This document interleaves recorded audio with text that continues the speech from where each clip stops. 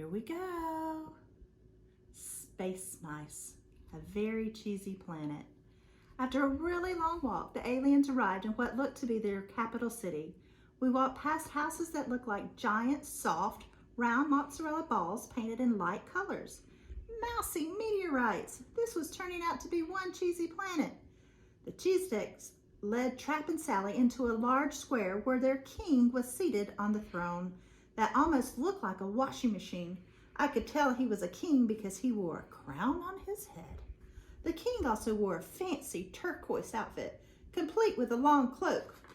On either side of his throne was large platters of mozzarella. There they are. The aliens carried Sally and Trap to the foot of the throne.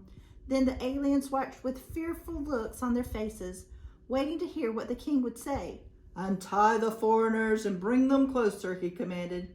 I wanted them to bow down to Spacemice III, the leader of the mozzarella and the king of the cheese stick people. Me. Aliens quickly untied Sally and Trap. My cousin blurted out, "Your Majesty, I am very hungry." The king frowned. He did not look pleased with Trap's bad manners. "Trap, not now," Sally hissed. But Trap continued, "I have wanted to taste your wild mozzarella ever since I landed on this planet. May I?" Without waiting for an answer, my cousin reached his paw toward one of the king's platters and grabbed a mozzarella ball. He bit into it. "Tasty," he exclaimed with his mouth full. "Do you know what goes great with mozzarella balls? A touch of tomato sauce from the planet Vega. Put them together and you get whisker-licking good snack." He took a bottle of tomato sauce from his pocket. As quick as a comet, he poured some onto the mozzarella ball and accidentally squirted some onto the king's clothes.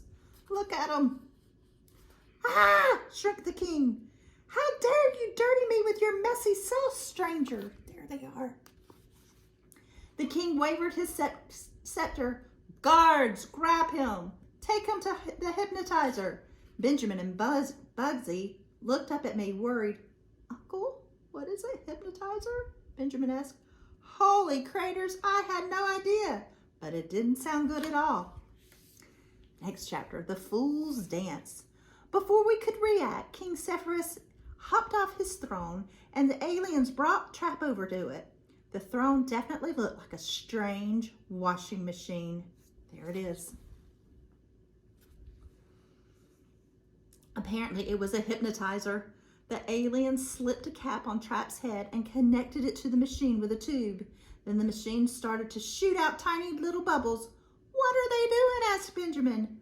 Alarmed, "I had discovered information about the hypnotizer in my databanks," Robotics reported. "What does it say?" I asked. "The hypnotizer is mostly harmless machine," Robotics replied. I looked at Trap, who was smiling. He seemed to be okay. Thea was suspicious. Mostly harmless? Before Robotics could answer, the machine stopped bubbling. The aliens took the strange cap off Trap's head. He blinked. "Hey, guys, I suddenly have a strong urge to do some housework," he said. "Do you have any spacesuits that need washing or ironing?" Two aliens brought Trap a big tub of dirty laundry. We all looked at Robotics. "As you can see, the hypnotizer makes you want to clean things," Robotics said. "These cheesecakes really seem to like things clean," Thea remarked. "It's true," Benjamin said. "I don't see a speck of dirt on any of them." Here he is cleaning it. Trap was already busy at work ironing spacesuits. We couldn't help but laugh. Normally, Trap hated doing chores. Then King Sepphoris spoke up. "Since the stranger has responded so well to the hypnotizer, let's proceed with his friends as well. 4 paws doing the wash are better than 2. Now, it was one thing to see Trap under the hypnotizer spell, but I couldn't bear to see Sally turn into a clothes washing zombie. I ran out of my hiding. "Hold it right there. We are the Space Mice and we come in peace," I yelled. "We're here to learn about your planet, not clean it." "What are you doing?" Thea asked. But Sally was all I could think about. Oh, I ran towards the center of the square yelling, "Sally, don't be afraid, I'll save you." I ran halfway there when I tripped on a bump in the planet's surface. I didn't want to fall and look like a fool in front of Sally, trying to keep my balance. I struck a series of ridiculous poses and finally landed in front of the king's throne. What a great, galactically terrible entrance. Whoops! Ah! Yikes! Ah! Boink! All right, now we're gonna continue on tomorrow. See you later.